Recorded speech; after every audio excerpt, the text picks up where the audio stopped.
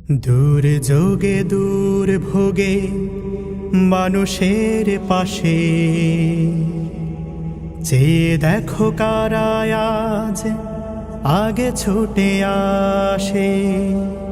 জামাতে ইসলামী বাংলাদেশ, জামাতে অন্যান্য ধর্মাবলম্বী ভাই বোনেরা যারা এসেছেন তাদের প্রতি আমার গভীর শ্রদ্ধা এবং ভালোবাসা। আপনারা সবাই কেমন আছেন? আল্লাহ তাআলা যে আলোকেই রাখেন তার ইচ্ছা, আর আল্লাহর ইচ্ছার উপর সন্তুষ্ট থাকলে আল্লাহ খুশি হন। আল্লাহ যাদের উপরে খুশি হন তাদের উপরে আল্লাহ তাআলা তার পক্ষ থেকে সাহায্য এবং রহমত পাঠান। আমরা সবাই মানুষ, আমার উপরে যে আল্লাহ বিপদ দিলেন না, এটাকে আমার উপর আল্লাহর কম মেহেরবানি? অনেক বড় মেহেরবানি। এখন আপনাদের উপর বিপদ দিয়ে আল্লাহ আমাকে পরীক্ষা করতে চান যে আমি আপনাদের বিপদকে আমার বিপদ মনে করি কিনা। আমি যদি আমার বিপদ মনে করি তাহলে আমি আশা করি যে আমার আল্লাহ আমাকে আরও বেশি সাহায্য করবে। কিন্তু যদি আমি আপনাদের বিপদকে আপনাদের উপরে ছেড়ে দেই এবং আপনাদের কোনো কষ্টের অংশীদার আমি বা আমরা না হই, তাহলে আল্লাহ তাআলা কিন্তু আমাদেরকে ছাড় দেবেন না। এখানে কেউ মনে করবেন না যে আমি হিন্দু, আমি মুসলমান। আমাদের কাছে সবাই মানুষ। আমরা মানুষের দুঃখ বেদনা যেখানেই দেখি আমরা মনে করি সেখানেই হাজিরা দেওয়াটা আমাদের জন্য ওয়াজিব। এটা নফল নয়, আমরা ওয়াজিব মনে করি এটা। এবং আলহামদুলিল্লাহ আমাদের প্রত্যেকটি কর্মীকে আমরা এই শিক্ষা দিই যে তুমি যেখানেই আছো, মানুষের কষ্ট যেখানেই দেখবা, পকেটে টাকা থাকলে তাকে সাহায্য করবে। ওটা যদি না থাকে পথের কাঁটাটা সরিয়ে দিও, সে যাতে শান্তিতে পথ দিয়ে হাঁটতে পারে। একজন মানুষ বোঝা বহন করতে পারছে না, তুমি দেখতেছো তার কষ্ট হচ্ছে, পুরুষ হোক মহিলা হোক, বয়স্ক হোক কম বয়সী হোক, তুমি তার সাহায্য করো। আমি গত কয়েকদিন আগে বরিশাল এসে গেলাম, তা আমি প্লেনে উঠবো, ওঠার সময় খেয়াল করলাম একজন মহিলা বেশ শক্ত একটা ব্যাকপ্যাক, মানে পিছনের ব্যাগ নিয়ে উনি বিমানে উঠতেছেন, হাতে তার আরেকটা ব্যাগ। এখন ওই ব্যাগের ভারে তিনি একদিকে কাত হয়ে পড়ে যাবেন, এইরকম অবস্থা। অর্ধেক সিঁড়ি উনি উঠে গেছেন, আমি শুধু দেখলাম। এখন ভিতরে উঠে তিনি তার যে ভারী ব্যাগটা উপরে রাখবেন বাকেটের মধ্যে, এটা উনি পারছেন না। আমি বললাম যে আপনি যদি অনেক কষ্ট না নেন আমি একটু সুযোগ নেই। উনি আমার দিকে তাকাইয়ে বললো যে আপনি মুরব্বী মানুষ। আমি বললাম না, আমি তো মুরব্বী নই, আমি জোয়ান, আমাকে সুযোগ দেন আপনি। হোস্টেজ আসছে পাশে, বিমানবালা আইসা বলতেছে এটা ঢুকবে। আমি বললাম যে দেখি আল্লাহর নাম নিয়ে চাপ দেই ঢুকে কিনা। ঢুকে গেল আলহামদুলিল্লাহ। যখন বিমান এসে থামলো বরিশাল এয়ারপোর্টে, আমি তখন নিজেই ওটা আবার নামে ওনার হাতে দিলাম না। উনি বললো যে আমার হাতে দেন। আমি বললাম যে আপনি পড়ে যাবেন, আমি এখন আপনার হাতে এটা দেবো না, এখন এটার মালিকানা আমার। আপনি যখন লাউঞ্জে যাবেন, এই বিমান থেকে নেমে বিশ্রামের জায়গায় অথবা আপনার আপনজনের কাছে যাবেন, তখন আমি আপনার হাতে এটা আবার দিয়ে দেব। বের হয়ে আসলাম, বিমান থেকে নামার পরে উনি বলতেছেন এখন আমার হাতে দিন। আমি বললাম না, এখনও আপনি নেওয়ার সময় আপনার আসেনি।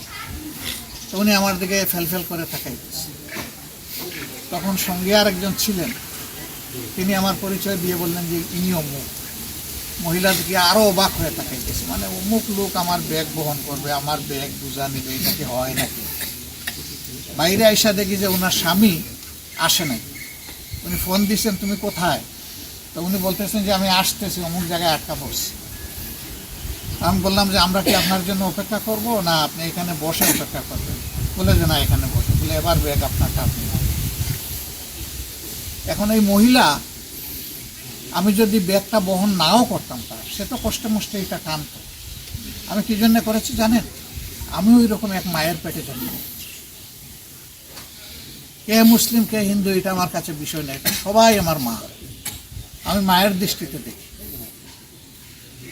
আমি আমার সহকর্মীদেরকে বলি, সাধারণ মানুষকে বলি, মহিলাদেরকে মা হিসাবে দেখবা। একজন বলছে যে স্ত্রীকে কি হিসাবে দেখবো? বলে তোমার সন্তানের মা হিসাবে দেখবা।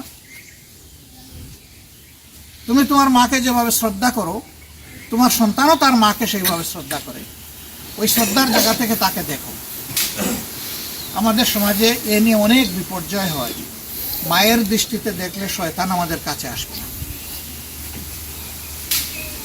সম্মানিত ভাইয়েরা, যেদিন আবহাওয়া অ্যালার্ট দিচ্ছিল, এটা তো আরো এক সপ্তাহ আগে থেকে দিচ্ছি, আমরা খেয়াল রাখছিলাম ওই দিকে।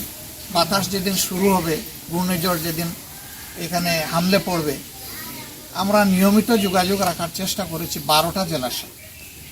পরে আরও 4টা জেলা যোগ হয়ে হয়েছে 16 জেলা। কক্সবাজার থেকে শুরু করে একদম সাতক্ষীরা পর্যন্ত এই বেড়টা, সমুদ্র উপকূল পুরাটা। আল্লাহর অশেষ মেহেরবানি যে যেভাবে আবহাওয়াবিদরা আমাদেরকে সতর্ক করছিলেন এবং আশঙ্কা করছিলেন, আল্লাহর মেহেরবানি সেই তুলনায় কিছুই হয়নি, আলহামদুলিল্লাহ। সিডরের কথা অতি সম্প্রতি 8 সালে আপনাদের মনে আছে, 70 সালের কথা আপনাদের স্মরণ আছে। সেই তুলনায় আল্লাহ আমাদের উপর এবার অনেক মেহেরবানি করেছে। বড় ধরনের কোনো কিছু হয় না, কিন্তু তারপরেও এই সামান্য জলোচ্ছ্বাস, এই বাতাস অনেকের তো অনেক ক্ষতি করে ফেলেছে। এই এলাকার শরীফ নামের একজন লোক মারা গিয়েছেন, তার বাড়িতে আমরা গিয়েছিলাম, উনি বোধহয় তার পিতা। তো তারা তাদের ছেলেকে তো আর ফেরত পাবে না, আমরা এসে ফেরত দিতে পারবো না। আমরা শুধু এসেছি এই কথা বলতে যে শরীফের জন্য আমরা দোয়া করতে এসেছি, আপনারা আমাদের জন্য দোয়া করুন। আর আমরা আপনাদের জন্য দোয়া করি, আল্লাহ যেন আপনাদেরকে সবর করার তৌফিক দেন। আমি জেলে ছিলাম 15 মাস। আমার 1 মাস আগে আমার সন্তানকে জেলে নেওয়া হয়েছে, সে এখনো জেলে আছে। মানুষ আমাকে জিজ্ঞেস করে আপনার সন্তানটি কেমন আছে, আমি বলি ভালো আছে। তো সে কি বের হয়েছে? না, সে তো বের হয়নি। তো তখন দেখি যে মানুষ একটু উদ্বিগ্ন হয়। আমি কি আপনি আশ্চর্য হচ্ছেন, উদ্বিগ্ন হচ্ছেন? তাই আপনার জন্য খারাপ লাগে। আমি বললাম যে আমার জন্য তো আমার নিজেরই খারাপ লাগে না। কেন খারাপ লাগে না? আমি বললাম যে আমার যিনি মালিক, আমার সন্তানেরও তিনি মালিক, আমি কি তার চেয়ে বড় অভিভাবক? আমি তো সেই মালিককে তাকে সমঝে দিয়েছি। এভাবে আমরা কিন্তু সবাই আল্লাহর মালিকানায় আছি। আমার ভাইয়েরা বলেছেন যে আমরা বাংলাদেশকে ন্যায় ইনসাফ ভিত্তিক একটি কল্যাণ রাষ্ট্রে পরিণত করতে চাই। জামাতে ইসলামী সম্পর্কে ভুল ধারণা ছড়ানো হয় যে এরা ধর্মে ধর্মে বিভেদ করে। আজকের এই সমাবেশ তার সাক্ষী। আমরা বিভেদ করি না, পছন্দ করি না। সিডরের সময় 7 দিনের জন্য আমি এসেছিলাম এই অঞ্চলে কাজ করে। একটা জায়গায় গিয়ে দেখি যে একটা তালিকা করা হয়েছে 274 জন। আমি জায়গার নাম বলবো না, লোকেরা লজ্জা পাবে। আপনাদের এলাকায়, বৃহত্তর বরিশালের ভিতরে। আমি দেখলাম যে এখানে সকল মুসলমানের নাম। আমি জিজ্ঞেস করলাম এই এলাকায় কোনো হিন্দু মানুষ বসবাস করে না, খ্রিস্টান বসবাস করে না, বৌদ্ধ করে না? বললো যে এখানে বৌদ্ধ এবং খ্রিস্টান এই এলাকায় বসবাস করে না, কিন্তু হিন্দু আছে। আমি বললাম তো এবারকার পানিটা বোধহয় ওদের মাথার উপর দিয়ে লাফ দিয়ে চলে গেছে, ওদের গায়ে লাগে নাই, ওদের কোনো ক্ষতি করে নাই। না, ক্ষতি করছে। তাইলে এই তালিকায় নাম নেই কেন ওদের? এখানে একজন মানুষ, সে যদি ইহুদি হয়, হিন্দু হয়, মুসলমান হয়, বৌদ্ধ হয়, খ্রিস্টান হয়, সে যাই হোক, সে মানুষ। যে সবচেয়ে বেশি ক্ষতিগ্রস্ত তার নামটা থাকবে 1 নম্বর, এরপরের ক্ষতিগ্রস্ত লোকটার নাম 2 নম্বরে আসবে। আমি বললাম যে সরি, আমি জোড় হাতে মাপ চাই, আমরা সামান্য জিনিস নিয়ে এসেছিলাম, আজকে এগুলো দিব না। আপনারা তালিকা সঠিক করুন, সঠিক তালিকা করে আমরা কালকে আবার আসবো আপনাদেরকে দেবো। তো লোকেরা তো একটু হইচই শুরু করেছে, কষ্ট করে এসেছে। আমরা যখন গিয়েছি হয়তো আরও 1 ঘন্টা 2 ঘন্টা আগে এসে বসে আছি। আমি তাদের কাছে মাপ চাইলাম যে ভুলটা আমাদের ভুলের জন্য আমি সবার কাছে মাপ চাই। আল্লাহ বাঁচাইয়া রাখলে আগামী দিন আপনাদের সাথে আবার দেখা হবে, কষ্ট করে আসবেন। আর যারা আসতে পারবেন না তাদের ঘরে আমরা পৌঁছে যাবো ইনশাআল্লাহ, আপনাদের হক নিয়ে। মানুষ মোটামুটি একটু শান্তি পাইল। পরের দিন আমরা গেলাম, দেখি যে এবার তালিকাটা ঠিক হয়েছে। এবার মানুষের তালিকা হয়েছে, কোনো ধর্মের তালিকা হয়নি। আমরা করতেই পারি, কিন্তু আমরা সবসময় এই ব্যাপারে সজাগ যে ইনসাফের জন্য কোনো ব্যতিক্রম না হয়। আল্লাহ খাওয়ানোর সময় আমার এই বোনদেরকে খাওয়ায় না, শুধু আমাদেরকে খাওয়ায়, সবাইকে রিজেক্ট দেয়। তো আমি কে তাদের রিজেক্ট বন্ধ করা? আমি কে এই তালিকা থেকে তাদের বাদ দেওয়ার? আমরা এইভাবে একটি দরদি সমাজ চাই, যেই সমাজ প্রত্যেকটা মানুষকে মানুষ হিসাবে সম্মান করে। আর এই দিন যখন আমরা সামনে দেখব, সেদিনই সত্যিকার অর্থে একটা কল্যাণ রাষ্ট্র। এই কল্যাণ রাষ্ট্রের জন্য জাতি, ধর্ম, দল, মত নির্বিশেষে আমরা আপনাদের সহযোগিতা চাই। আমি আজকে সরকারের বিরুদ্ধে কথা বলতে আসিনি, এটা আমার দায়িত্ব না।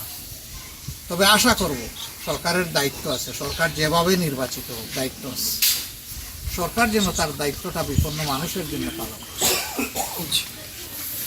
আমরা একটা দল, আমাদের কর্মীরা, আপনারা শুভাকাঙ্ক্ষীরা অল্প অল্প আমাদেরকে প্রতি মাসে সবাই সাহায্য করে, তাদের পকেট থেকে, তাদের কষ্টের রুজি থেকে। আমরা এগুলা দিয়ে আমাদের দলীয় কাজের পাশাপাশি মানুষের কষ্ট, দুঃখ, দুর্দশা যেখানে আমরা দেখি, চেষ্টা করি আমরা হাজির হয়ে যাব। আজকে এইভাবেই এসেছি।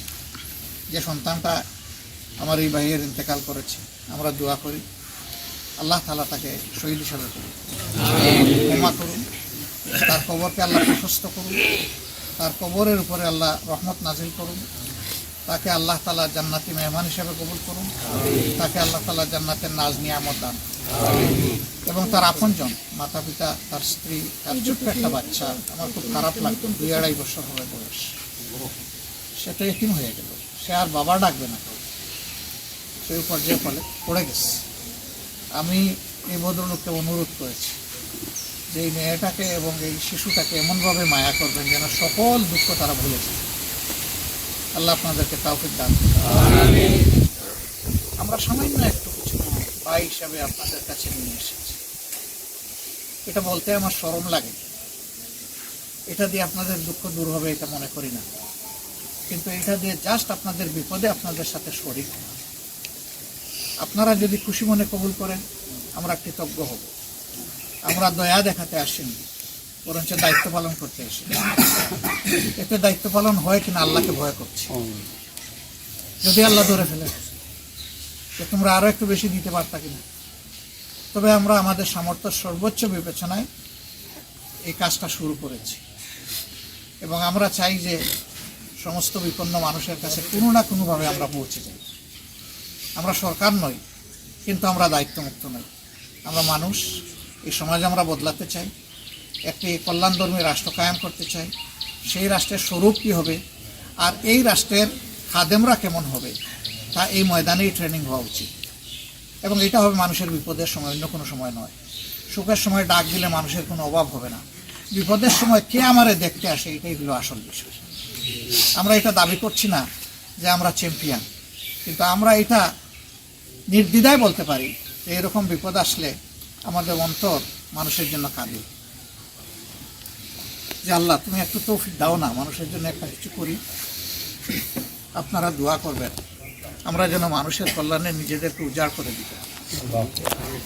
এই এলাকার জন্য দোয়া করি, আল্লাহ এই এলাকার বরকত এবং রহমত নাজিল করুন।